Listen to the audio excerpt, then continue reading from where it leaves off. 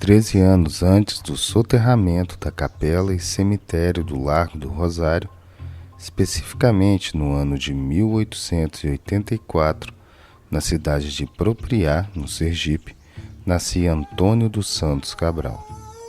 Mas o que o nascimento de uma criança a mais de 1.300 quilômetros de distância de Belo Horizonte tem em comum com o apagamento dessa história que vem sendo contada neste podcast? Cabral foi ordenado padre em 1907 e uma década depois foi nomeado bispo da cidade de Natal. Mas é em 30 de abril de 1922 que Dom Cabral se torna o primeiro bispo da capital de Minas Gerais e dá início a um projeto de expulsão do povo preto das igrejas da cidade. Para compreendermos como Dom Cabral fortaleceu o desaparecimento da história do Largo do Rosário, seguiremos em nossa conversa com o Padre Mauro. Dom Cabral ele chega então para ser o primeiro bispo da então diocese, que agora é a Arquidiocese de Belo Horizonte, e ele chega trazendo um projeto que tem um objetivo muito claro, né? Que é um retorno a uma romanização da igreja, né? A igreja católica, no caso, mais fiel ao Papa, à liturgia romana, católica. E ele encontra aqui na cidade, né, já na nova capital, já inaugurada, ele chega na década de 20, ele fica horrorizado com o que ele vê nas igrejas, né? A presença das irmandades negras celebrando e festejando Nossa Senhora do Rosário, com essa forma de celebrar muito específica, que é através da dança, da música, dos atabaques, né, dos tambores, né, cantando, né, esse movimento do corpo. Isso o incomoda profundamente. As restrições quanto às irmandades negras realizarem suas celebrações nas igrejas da capital não eram veladas, mas oficializadas e registradas em documentos, como o aviso número 5, de 1923, da proibição da festa chamada Reinado, em que Dom Cabral determina: os reverendíssimos senhores vigários, lembro de ordens do senhor bispo diocesano a necessidade de suprimir-se a festa conhecida pelo nome de Reinado. É pensamento e desejo da autoridade diocesana que desapareçam os reinados, que os fiéis sejam bem instruídos sobre as vantagens da utilíssima devoção do Rosário. Histórias Soterradas, Episódio 3: O Arquiteto da Segregação.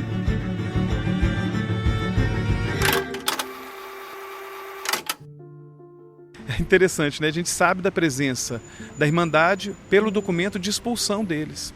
Então você não tem outro registro que fale da presença, registro fotográfico, registros das festas sendo celebradas lá, da presença dessa Irmandade Negra, mas sim desse aviso de Dom Cabral, aviso número 5, de 1923, ele expulsando e proibindo a entrada deles. Em 1927, Cabral publica na imprensa oficial uma carta pastoral da província eclesiástica de Belo Horizonte, intitulada Reinados, sendo ainda mais incisivo. Lamentamos que não tenha ainda desaparecido totalmente os chamados reinados ou congados, que põem quase sempre uma nota humilhante nas festas religiosas.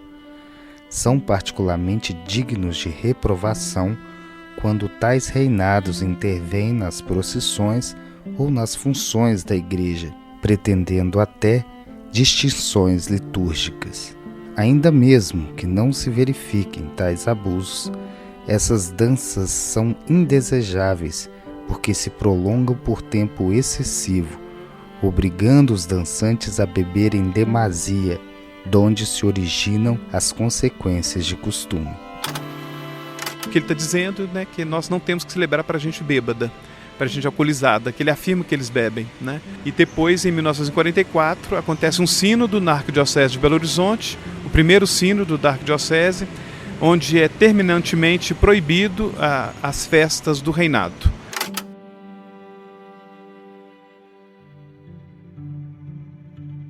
O que muito me chamou a atenção é que estes documentos não foram revogados até hoje. Hoje, isso traz consequências. Hoje, um padre da Arquidiocese de Belo Horizonte pode não aceitar a presença do reinado.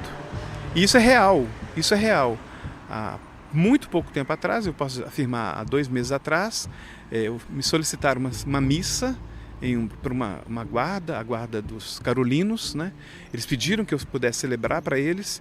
Eu entrei em contato então com o pároco e ele me proibiu de celebrar. Eu não celebrei a missa.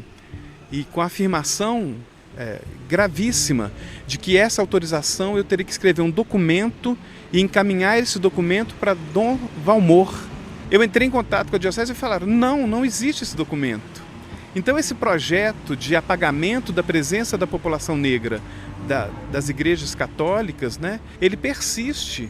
É um projeto mesmo de apagamento, eu posso dizer, é um projeto racista. Além da proibição sofrida por Padre Mauro, outras situações que escancaram a perseguição e intolerância aos reinados frequentemente acontecem em Belo Horizonte. Um grupo de congado do bairro Urca, na região da Pampulha, diz ter sido vítima de intolerância religiosa.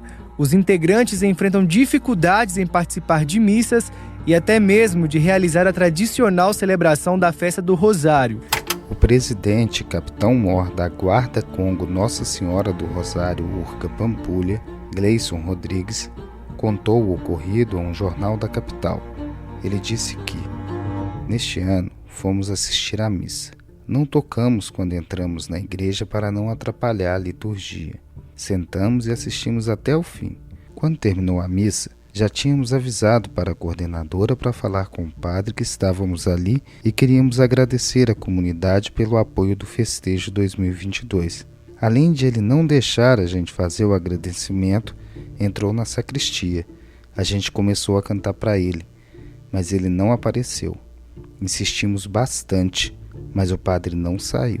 Durante a produção deste podcast, tentamos contato com a Arquidiocese de Belo Horizonte em busca de respostas para perguntas como: por que os documentos de Dom Cabral não foram revogados? É esse o motivo dos padres ainda terem que pedir autorização para celebrar missas para as guardas? Esses documentos embasam fatos como o ocorrido na Igreja Nossa Senhora Aparecida na Pampulha? Como não tivemos retorno, buscamos informações sobre Dom Cabral no site da Arquidiocese, que por sua vez exalta a trajetória do arcebispo emérito sem fazer menções aos seus atos proibitivos, e o colocando como de espírito empreendedor que edificou as bases da Arquidiocese de Belo Horizonte. Mas o empreendedorismo de Dom Cabral é bastante questionável se olharmos para a sua história com um pouco mais de profundidade. Ele chega, encontra a Igreja da Boa Viagem e ele não a considera como a sua catedral. Ele quer construir uma catedral e já tem o título, né, que seria Catedral Cristo Rei. E ele encomenda um projeto de um arquiteto austríaco. Onde essa catedral seria construída seria na proximidade da Praça Raul Soares. Eu tive a oportunidade de entrevistar um neto dele, né, um neto desse arquiteto, né, na Áustria. E esse neto fala então que o avô dele enviou o projeto. Alguns meses depois, a comissão que estava à frente da construção, que a catedral chegou a começar a ser construída, envia um documento falando que o sol estava nascendo do lado errado. Quando a catedral foi planejada, né, o projeto arquitetônico, ela teria a fachada voltada para o sol nascente, que era importante isso nas construções de igrejas naquela época. Mas Dom Cabral, então, ele não aceita a construção dela na Praça da Raul Soares e define que ela vai ser construída no alto da Avenida Afonso Pena, onde hoje é a Praça Milton Campos. Ele muda completamente o centro da capela, né, da catedral, e ela vai ter a fachada voltada, então, para o norte e não para o leste. E é isso que dá tudo errado, né? Qual que é o projeto dele?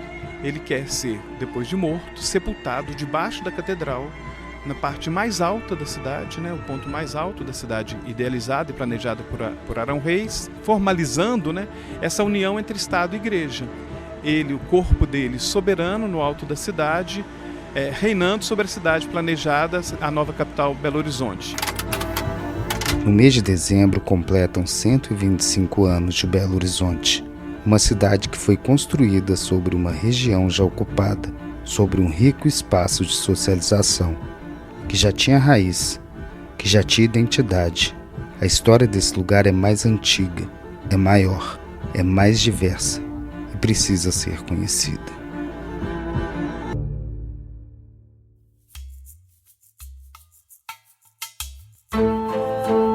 O podcast Histórias Soterradas é uma coprodução entre Os Impublicáveis e A Constante. Sou Robert de Andrade, criador e apresentador. A produção é de Rendel Melo e Diane Mazzoni. A edição de som é de Rendel Melo. Ainda contamos com a assistência de Gabriela Lara e Flávio Augusto.